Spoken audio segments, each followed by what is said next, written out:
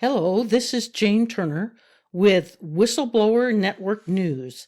And today we have Heidi Weber with us, and she is a whistleblower on an institution in Minnesota that she brought down. It's an incredible story, and I'm just delighted to have her in the studio today. And so, Heidi, hello, and it's really glad to have you here. Hi, Jane. Jane is my hero. Oh, dear. You know, we're sitting here talking, swapping stories, and she's a hero in my book, too, so. Well, it's interesting, Heidi, that both of us are out of the Midwest. We were born and raised, and is there something about the Midwest that you think contributes to people being whistleblowers? Is there something in the water? Well, you know what? I think there really is. I think we hold the American values, the most right in the Midwest. I think we have such a good work ethic. We're raised in with some just really good integrity characteristics, traits. You and I are both from South Dakota. Yes. Originally. Yes. And how we ended up here. So we're Whistle Sisters. That's what I tell everybody. So. Yes. Whistle Sisters. And so you spent quite a few years in South Dakota, and I believe you have an incredibly interesting story about being a survivor. Yes, I do. Actually, a couple of stories. I was born in Denver, Colorado. And at the time, my dad was a deputy sheriff in Denver, and my dad was a big, strong guy, volunteer, everybody loved my dad. He was very much a peace officer, not a police officer. And he said, there's nothing that you can't resolve by talking to somebody. Anyway, he was doing that, and we lived up in the mountains. My dad had built a house up there on his off time, at night. And I was about 3, and I ended up having bacterial croup, which bacterial croup is different from viral croup. Viral croup is where you get that barky cough, and kids kind of have to be in an oxygen tank. And bacterial croup is deadly, and only about 10% of kids or people that end up with it survive, simply because it is that fast that somebody's throat will swell shut. So my dad was very intuitive, and I was very sick, and he brought me into the hospital before that happened. And so back in the day, you could not be with your parents. Your parents couldn't be with you in the hospital when you were a little kid. They kicked them out and sent them home. And when my parents left, that threw me into a tizzy. I was 3. I didn't want them to leave. And my throat swelled shut, and an intern had to do a tracheotomy on me. And he got it a little bit off-placed, and so they had to move it later on. But I was very lucky. My dad saved my life, because if we would have been still in the mountains, there's no way. I probably wouldn't have survived. Well, I notice you have what some people might refer to as a bedroom voice. Did the tracheotomy contribute to that? It did. As I said, the first doctor, the intern, had done it a little bit higher, and on children that's not uncommon, and it left a scar. And the surgeon came to my mom and dad and said, well, we have a dilemma here. If we leave it where it's at, she's never going to speak again, but if we move it, there's a 50% chance she'll die in surgery. And just the nature of the surgery back then. So obviously my folks chose to move it, and so I have this raspy voice left over. It's very unique. Everybody says I have a unique voice, so. It's wonderful. And considering the fact you were a survivor, do you think that there's a reason, a purpose that was kind of specifically yours for surviving? I do.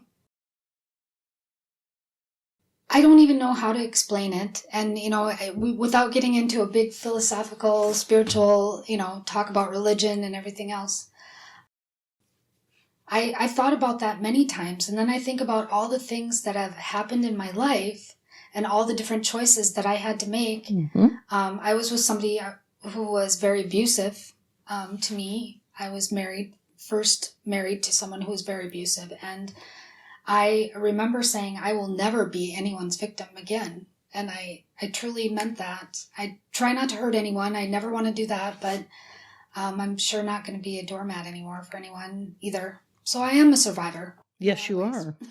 And everything seemed to aim you toward the situation you encountered in the Twin Cities. And so do you want to tell us a little bit about this? I want to precede this by saying that you were kind of a super employee for Globe University, because after they hired you, you went from part-time to full-time, to a chair, and then to dean. So was it a year, less than a year? A little over a year, yeah. And that's phenomenal. So you must have been having some absolute abilities that they saw and recognized and rewarded. Yeah.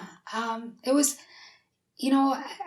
I don't want to take all the credit for that, because there's certainly some things that happened that were just, almost unbelievable. It's almost like things are meant to be when you're on a pathway.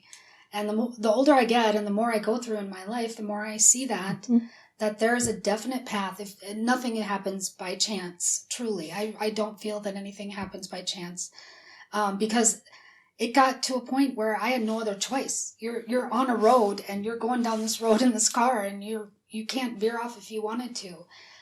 Everything just that was where I needed to be at that time. And I love teaching. I miss it dearly. The price you pay for whistleblowing is not an easy one. No. And to give up a career that I was really good at and that I loved, I was faculty member of the year. It was a very hard thing, but I thought, what better lesson can I teach my students than to stand up for what's right and have integrity, honesty. That's right. And as a dean, why don't you tell us what some of your job responsibilities were? Oh gosh, I tell everybody it's hard, when I speak at different things. Being a dean at a for-profit school or proprietary school, the ones you see when you watch Jerry Springer or whatever, is very different than a state school. So most people think of college as being these hallowed halls of, academia that everyone is, fortunate to go, and they're just learning all these philosophical things. And for-profit college is basically a career college that got greedy and wanted to make more money. So they want to keep the students there longer. Employers are not impressed with for-profit grads. Typically, there's a struggle with getting employers to be open to a lot of that. The academic standards are not there. So as dean, my first job, when I got into that role, it was such a mess. I had 1,800 students at 25 different campuses in 5 states, and it was a total disaster. The curriculum wasn't even the same at half the schools, and teachers were not teaching the right things. So I had students out in Utah that didn't even have equipment. So here we are teaching them to take blood pressure and save lives, and with no equipment. So how's that going to happen? So I took that job with a big hurdle in front of me. And so I probably would have blown the whistle sooner, but I was just so busy trying to fix everything. And this, why don't you tell us a little bit about Globe University? Because some people might think that it's just a Twin Cities educational situation, but it's not. This was a big school with a lot of students. Why don't you fill us in a little bit about how big they were? Because it was pretty big. Yeah, I think, Globe University and the Minnesota School of Business are just 2 of the brands under this family, the Meyer family, who owns another brand, Broadview University as well. And they own, Broadview was Utah Career College. So it's kind of this word salad of different names of schools. Of course, Globe and MSB have been around the Twin Cities for 100 years. The Meyers took ownership of them, I believe, in the 70s. So this family took ownership of the schools. They were trade schools, so a 2-year college was typically, you went there to learn how to weld or be a secretary or whatever, to begin with. And then the for-profit realm started seeing dollar signs. They started saying, hey, the liberal arts schools, all they do is just keep them there an extra couple of years. The longer we keep them here, the more money we can extort out of their, financial aid or whatever. And I think, there are quite a few schools. I don't want to disparage anybody because there are actually some for-profit schools that are wonderful and they do a great job. And I think Globe, the instructors there really cared. I cared about my students, so it wasn't them either. Then they're very qualified people. It's just that when you have people running a school that have no background in education, it becomes something that can be maybe not as wholesome as it should be. You made a comment that I thought was very interesting about the student applicants, and Globe would accept anyone that could put vapor on a mirror. Yeah, anybody that could fog a mirror. Yes. Was it really that bad? Yes, it was really that bad. And you mentioned it was our joke. That was our joke. Yeah, and you said some of the students couldn't speak English. Yeah, there was a debate on whether somebody could fog a mirror. There were a few of them that I wasn't so sure that they could. They couldn't add? Couldn't add 2-digit number in their head. So, like for instance, I'm teaching them how to take a pulse, and they have, they get 30 times 2. Couldn't do it. That's amazing. That is amazing. And of course, what this Meyer family got out of it was a lot of money, because these people who could not speak English or could not add 2 numbers together, they were able to get money from the government through programs. Mm-hmm. And they would provide that to Globe University. Mm-hmm. And then what would happen? There's all kinds of safeguards in place. Like I said, the Meyers own not only these 2 schools, but a trucking school in Kentucky. I mean, they own quite a few school brands. And they all are dependent on the federal financial aid and grant money that comes in. Now, there's a law that says only 90% of any college can get federal financial aid money coming in. So 10% of whatever the college takes in has to be from some kind of private realm, meaning like a private loan or whatever, what have you. Or foundation. A lot of colleges have a foundation, the for-profits don't. But the for-profit schools would skirt around that, and they still do, unless that's changed in the last week or so. Because veterans and military, that funding under the GI Bill is not counted towards that 90%. So even though it's still money that comes from the federal government, it's not counted as part of the 90%. So these schools actually get 100% of their funding. They can be close to that from the government. So they're very good about skirting the rules. And by skirting, I mean doing the bare minimum or slightly off, And are these for-profit schools, Heidi, cheaper than, let's say, a public institution? How much would it cost for a 2-year or a 4-year degree? No, they are not cheaper. In fact, those students are saddled with that debt forever because you cannot discharge student debt. It used to be back in the day, if you claimed bankruptcy, you could get out from underneath crushing debt if you didn't finish college, so to speak. But now you cannot do that. So we have a whole generation of young people, and these were my students. I mean, they were my kids when I was teaching them, who will never buy a car. They'll never be able to buy a home because they're $100,000 in debt or $80,000, and they didn't even finish, or maybe they did finish, and their employer, their field does not accept, for-profit graduates or that sort of thing. The police program, the criminal justice program, got the biggest scrutiny at Globe because they were telling students that they could be police officers in Minnesota when they actually could not. They did not qualify.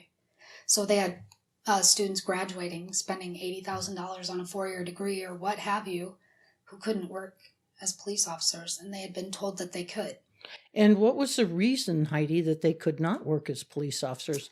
Did some of them have criminal records? No, but that's another issue in my program in healthcare. I think with the criminal justice program, it was something to do with they weren't licensed correctly. They couldn't obtain the right license or sit for the right test, to obtain police officers. So, and they were not forthright in telling students that. In my program, I came across a situation where My program was the medical assisting program, which is similar to a associate degree or 2-year nurse administrative, type. We did clinical and administrative duties. So, and I had to really fight with them to not do background checks at the end of the program. They were wanting to do the background checks, and they won because I could not fight so hard. Right before, after all of their schoolwork was done, right before they went out on externship, which is what my students would do right before they graduate. Well, the problem is that they were not forthright that they had a felony when they started the program, and here they get to the end of the program and they fail. And in healthcare, you can't pass meds, you can't do a lot If you of have a different things felony. if you have felonies, right? And they never were upfront about that. Right. And were the papers these young people signed, were they made to confuse a student, or a lot of these things weren't laid out so a student would understand these things? Yeah. My office as dean, or even as a chair, as an instructor, I would sit right by the admissions people. And so I'd hear what they have to say to all these students, every day, or potential students. And they'd go through, and, every once in a while there'd be a student that would say, but what about accreditation? What do you have for that? Oh, we'll get to that later. We're going through the slides here. We'll come back to that later. And then they never, they wouldn't come back to it. And would they lie to the students? It depends on what, how loosely we're using the word lie. Shade? Were there shades of gray? Yes, very definitely. They were there. It was a sales pitch. It was not their, when I was there before, and I think they may have changed this before they actually closed, but they were, those admissions people, their job was on the line if they weren't towing the numbers that they needed to. So even though that's illegal to do that, and some of the things they would say are just abhorrent. And I thought at first when I started hearing these things at the campus, I thought, okay, well, it's because we're in a new campus. That's, they had just built a new school in South Dakota, and that's how I got involved with Globe. And then when I got hired as the dean and I went up to the corporate realm up here in the Twin Cities, I started hearing the same script over and over and over again at campus after campus after campus. And I thought, wow, that is so manipulative and so icky. Just there's no other word for it than you just... So the recruiters were all using the same script, yes, promising these students things that chances were good were never going to be delivered. Right. And they were trained on this script, Jane. So you had, what they would do at Globe is they had brought every single admissions representative from every campus. And when they first hired them for 4 weeks of intensive training up at the corporate realm, do you know how much teachers or any kind of faculty got? Zero. Nothing. Handed a book, here, teach the class. Yet the admissions people, 60%, roughly about 2/3 of the budget goes into marketing. Recruiting. For recruiting, marketing, yeah, for for-profit schools. So they just churned. So it was a matter, really, it sounds to me, Heidi, you're saying it was a matter of quantity, not quality. Absolutely. In fact, that's the way their admissions representative training manual, it had a big area of quantitative selling versus qualitative selling. And I'm, I don't want to say that they didn't turn out good students, because there certainly were. I have a degree from Globe, actually. But the overall success rate and the reputation and the students that were hurt, not even close. So here you are, and you're observing all this. You know it's wrong. What made you decide to blow the whistle?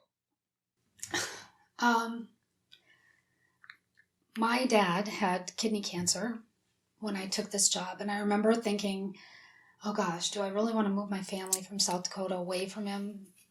He was such a big force in my life, and my kid's life, he was very important. And I remember my dad saying to me, you have to take an opportunity when it's presented to you, because you never know if you'll get that opportunity again.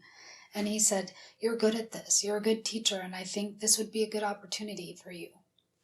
And I said, okay, So I took the job up there, and my family had to stay back in South Dakota because it was middle of winter. They offered me the job on my birthday that year, so I always remember in January. So I'm funny about dates like that. So my dad had kidney cancer, and I'm just working my butt off up here in Twin Cities, and my family's back in South Dakota. And finally, we kind of all get together, and it was about a year later, a little over a year. I was getting a little bit more comfortable with the job, and my dad passed away. And it was terrible. Is so hard on me, because when one of your parents goes, part of you goes with them. Yes. I don't know any other way to explain that. Yes. So that was the time when you decided, I need to blow the whistle on this. Well, I was fed up. They made me leave his funeral. The school made me leave his funeral to go to an accreditation conference in New Orleans. And I remember thinking, this is the longest day of my life. I was a basket case. I'm bawling at the airport. I'm a mess, And this guy comes up to me, and I laugh every single time, I think about it, because I thought, that poor man, I felt so bad for him. And now that I look back, because I'm a mess, I'm bawling, and he goes, are you okay? He's probably like, whoa, lady, And I know I'm not okay. My dad died, and all this stuff happened, and the school is doing these horrible things, and I don't know what to do. And he said, well, it sounds like you do know what you need to do. And I said, you know what? You're right. I wouldn't be doing my dad justice if I didn't, try to be the kind of person that he wanted me to be. So you returned from New Orleans. I did. And what was the first thing you did on your whistleblowing journey? What was the first step you took? A lot of people ask me that. I think because the general public is just interested in how we whistleblowers do things. The how-to kind of behind it. Like there's some kind of secret spy book behind it or something. Well, maybe for you, Jane, but since you're in the FBI. No. But what was the first thing you did? I started gathering evidence because I wanted to make sure. I'm the kind of person that I'm logical. I want to make sure that what I'm seeing and the data match up, that I am never going to accuse somebody falsely without having complete data. So I started gathering data, flash drive after flash drive, downloading everything and verifying it. And some of the numbers I was coming up with were 23% off at one campus, from what they were telling students. The metrics were horrible. And at the same time, we were doing accreditation reviews, so I was going to every campus, so it made it easier to then audit a lot of those students' charts. I told my supervisor till I was blue in the face. She was this sweet little older lady that was right about ready to retire, and she kept saying, just don't ruffle any feathers. Just don't say anything negative in writing. Don't put, just get along kind of thing. Yeah. So where'd you go from the supervisor? I was a big mouth. I kind of rocked the boat. I started telling everybody that came. I was kind of the troublemaker. They were probably cringing at every meeting that we had because I'm the one that's speaking up saying, hey, what about this person?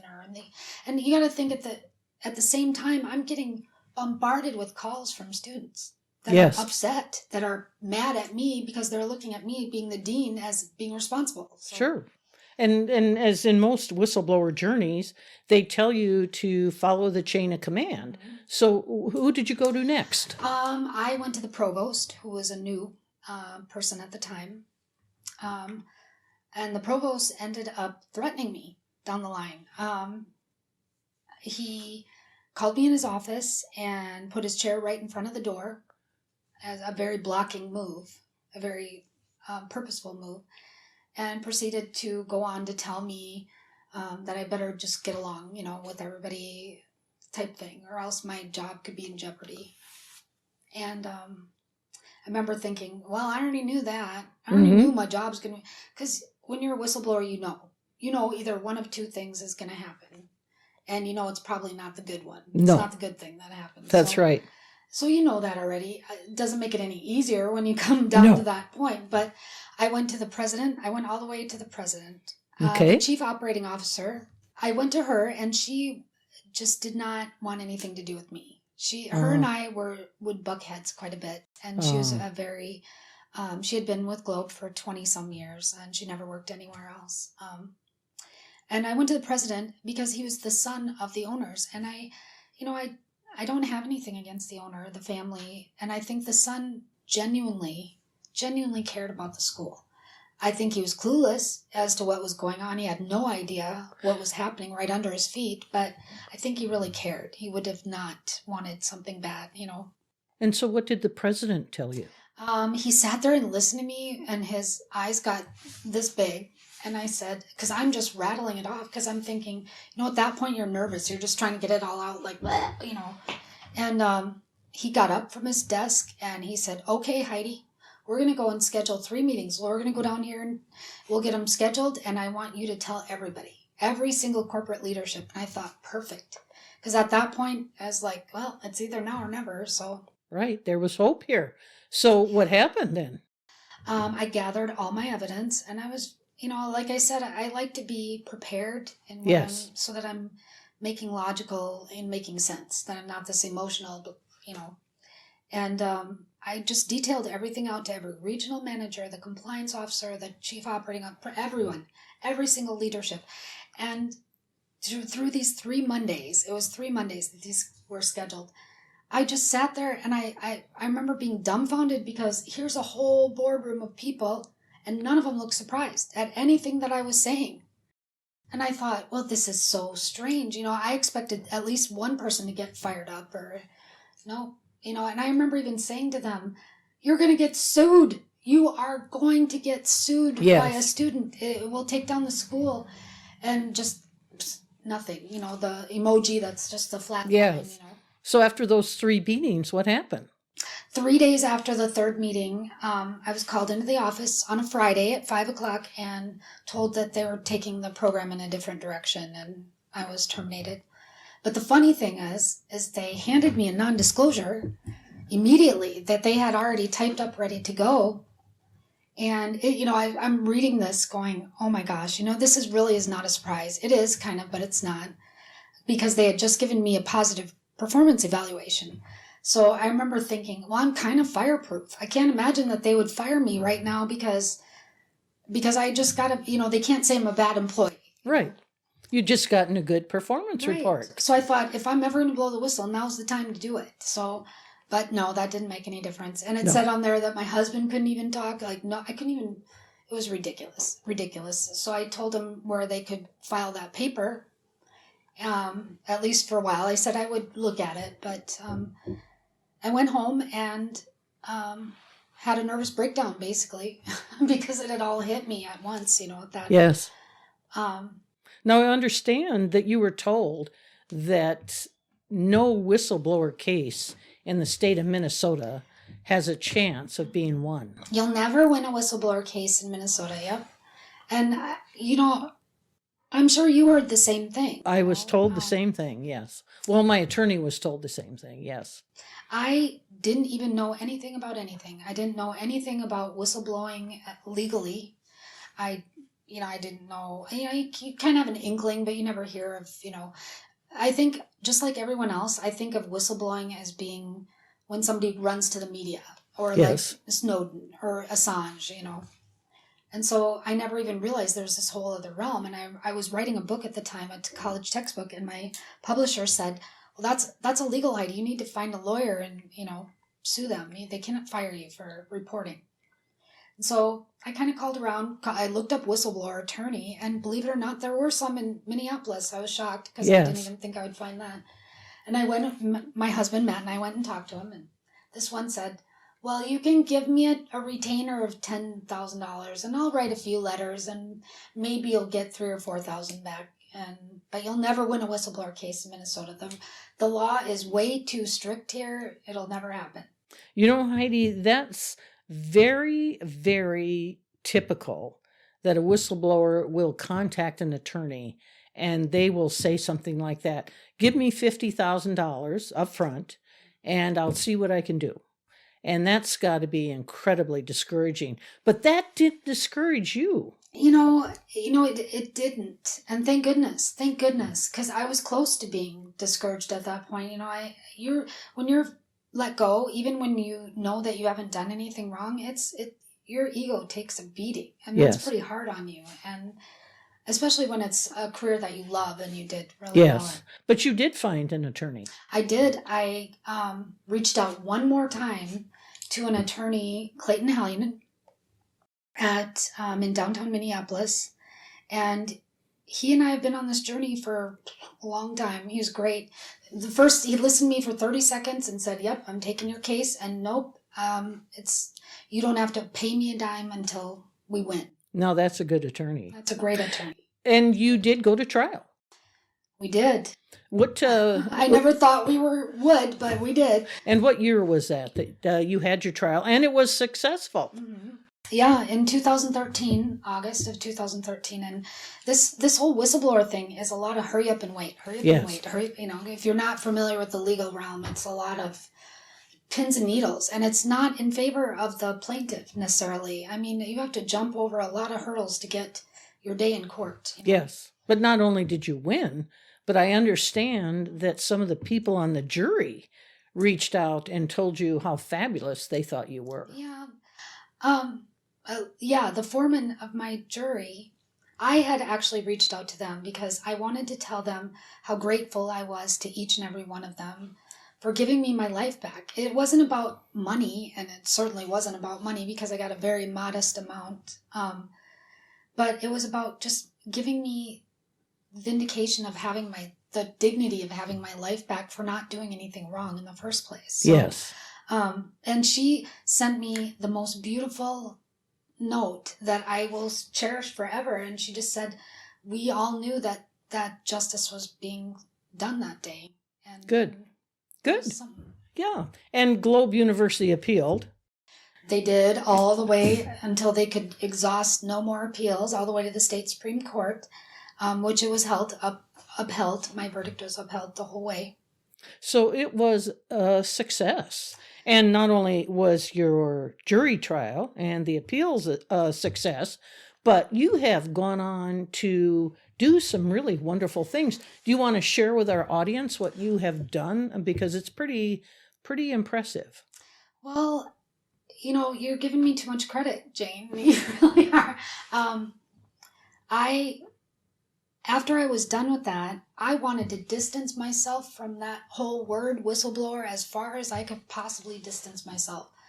But when you have a landmark case and, it's a hot topic and all these people in the press, and I was, interviewed and everything, the first women to go through a jury trial successfully, David versus Goliath, all this stuff.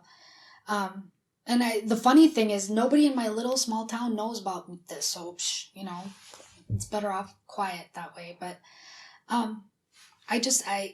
like I said earlier, you're on a path and you can't deviate, even if you don't want to be on that path. And I felt like, why am I fighting this anymore? I might as well own it. I'm proud of what I did, and I told the truth, and I need to, maybe there's some way I can help other people. So that's why I started doing what I'm doing. Good. And you were on a national media show. I was. It was very scary. Somebody from Minnesota or South Dakota or Wisconsin, that's kind of scary to be on, fly to New York and be on. They're wonderful. And everybody there was very pro whistleblower. I run into very few people that have a bad word to say about whistleblowing in general. Good. And They'd tell get us it if they did. Yes. Now tell us about your podcast. I, at the encouragement of the CBS executive producers, from being on CBS Whistleblower, they said, Heidi, why don't you get your feet wet, hosting a podcast? And we really had some really great feedback from you when you did yours, like a screen test almost when you were on the show. So I think, it'd be good for you to practice hosting, and maybe there's something you could do that way. Because there really isn't anything in the news. I mean, other than Jane Turner doing her stuff, there really isn't a lot out there. So why don't you tell us the name of your podcast? Because I'm sure a lot of people would be interested in listening in as you talk to whistleblowers. Well, I told you before, I'm kind of like the whistleblower whisperer because these people kind of come out of the woodwork and, talk to me, and I love it. I love hearing all their stories. So I started the podcast. It's called the Whistleblower Revolution Podcast with Heidi Weber. And one of the executive producers called me the Unstoppable Heidi Weber. Yes, that's your nickname, isn't it? I know. The I feel like I'm on the Unstoppable. Titanic or something. Yes, Heidi Weber, the Unstoppable. Because I would hound him all the time and bug him. But so we just shortened it to No Stop. So it's No Stop Heidi Weber, which is probably pretty true. Yes, it is. You were a survivor of a illness that took 90% of people, fatality, and you have blown the whistle on an institution in Minnesota, and you have gone on to establish these wonderful things for whistleblowers, and you are unstoppable. Well, yeah. It's a very lonely journey. You know how lonely it is to be a whistleblower. You feel like you're alone throughout that whole process, and I never wanted anybody else to feel that way. So I am unstoppable, I guess, when it comes to, I don't want anybody else to suffer. And that's all all of us want, so. And there she is, the unstoppable Heidi Weber. It was really a pleasure being able to interview you. Oh, it was my honor to be interviewed by you, Jane Turner. Thank you so much. Thank you, Heidi.